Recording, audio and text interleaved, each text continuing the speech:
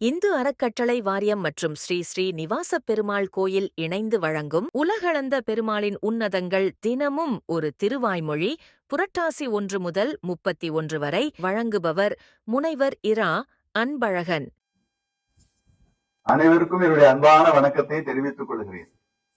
தினம் ஒரு திருவாய்மொழி என்கிற தலைப்பில் ஒவ்வொரு நாளும் ஒவ்வொரு திருவாய்மொழி பாசுரத்தை அறிந்து கொண்டு வருகிறோம். திருமாலினுடைய திரு அவதாரங்களில் மிகச் சிறந்தது என்று எல்லோராலும் போற்றப்படுகிற அவதாரம் ராமாவதாரம். ராமபிரானை நடையில் நின்றுயர் நாயகன் என்று கம்பர் போற்றுகிறார். ராமபிரானுடைய வாழ்க்கை நெறிகளை நாம் கற்றுக்கொள்வது நம்முடைய வாழ்க்கையிலே நாம் உயர்வதற்கும் பெருமையோடு விளங்குவதற்கும் துணை செய்யும். கற்பார் ராமபிரானையல்லால் மற்றும் கற்பரோ புட்பா முதலா புல் எறும்பு ஆதி ஒன்றின்றியே நற்பால் அயோத்தியில் வாழும் சராசரம் முற்றவும் நற்பாலுக்கு உய்த்தனன் நான்முகனார் பெற்ற நாட்டுளே என்பது இந்த பாசுரம். இந்த திருவாய்மொழி பாசுரத்துல ராமபெருமானுடைய பெருமையை நம்மாழ்வார் பெருமான் சொல்லுகிறார். அயோத்தி மாநகரத்திலே இருந்த புல் முதலான இயங்கா உயிர்களையும் எறும்பு முதலாகிய இயங்கும் உயிர்களையும் ராமபிரான் நற்பாலுக்கு உய்த்தார் என்று இந்த பாசுரத்துல சொல்ற. இதுல சொல்லப்படுகிற மிக முக்கியமான செய்தி என்று சொன்னால் ராமபிரானுடைய சரிதத்தை நாம் கற்க வேண்டும் என்பதுதான். மனிதனாக பிறந்த ஒவ்வொருவரும் கற்க வேண்டும். கற்பதற்காகத்தான் இறைவன் கண்ணையும் காதையும் கொடுத்திருக்கிறான். கண்ணால படிக்கணும், காதால கேட்கணும். இப்படி கற்பதும் கேட்பதும் நம்முடைய அறிவை வளர்க்கும். இந்த உலகத்துல ராமன் அவதாரம் எடுத்து வந்ததே தர்மத்தை காப்பதற்காகவும் அதர்மத்தை அழிப்பதற்காகவும் தான் என்று சொல்றாங்க. அறம் தலை நிறுத்தி வேதம் அருள் சுரந்து அறைந்த நீதி திறம் தெரிந்த உலகோர் போன சென்னறி செலுத்தி தீயோர் இறந்து உக நூறி தக்கோர் இடர்துடைத்து ஏக ஈண்டு பிறந்தனன் என்று ராமபிரான் அவதாரம் செய்ததற்கான காரணத்தை அற்புதமாக கம்பர் ஓரிடத்திலே சொல்லுகிறார். அதனால ராமபிரான் இந்த உலகத்தில் வாழ்ந்தது நல்லவர்களை காக்கவும் தீயவர்களை அழிக்கவும் தான், நன்மையை காக்கவும் தீமையை அழிக்கவும் தான் என்பதை நாம் தெளிவாக தெரிந்து கொள்கிறோம்.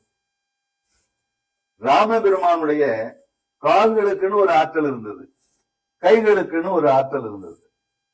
ராமபிரான் தன்னுடைய கைகளினாலே தீயவர்களை அழிப்பார், தன்னுடைய கால்களினாலே நல்லவர்களுக்கு உய்வு தருவார். விராதனனை தன்னுடைய கைகளினாலே அழித்தார், அகலிகைக்கு தன்னுடைய காலில் இருந்த தூசினால விமோசனம் அளித்தார். பாபம் செய்பவர்களை அழிப்பதும் சாபம் பெற்றவர்களை உய்விப்பதும் தான் அவருடைய வாழ்க்கை நெறியிலே நாம் முக்கியமாக தெரிந்து கொள்கிற ஒன்றாக இருக்கு. அதனால விஸ்வாமித்திரர் சொன்னார், இவ்வண்ணம் நிகழ்ந்த வண்ணம் இனி இந்த உலகுக்கு எல்லாம் உய்வண்ணம் அன்றி மற்றோர் துயர் வண்ணம் உருவதுண்டோ, கை வண்ணம் அங்கு கண்டேன் கால் வண்ணம் இங்கு கண்டேன்னு பாடினார். எனவே இந்த ராமபிரானுடைய சரிதத்தை கற்கிற ஒரு வாய்ப்பை நாம் பெற்றால் அதை கற்க வேண்டும். இதில் ஒரு சிந்தனை வருது. கற்பார் ராமபிரானை அல்லால் மற்றும் கற்பரோனர். ராமபிரானுடைய சரிதத்தை தவிர மற்றவற்றை கற்பரோ என்ற வினாவிலே முடிச்சிருக்கிறார். அப்படியானால் மற்றவற்றை எல்லாம் கற்க கூடாதா என்கிற ஒரு கேள்வி கேட்கலாம். அதற்கு அப்படி பொருள் அல்ல. ஒரு உதாரணம் சொல்றேன்.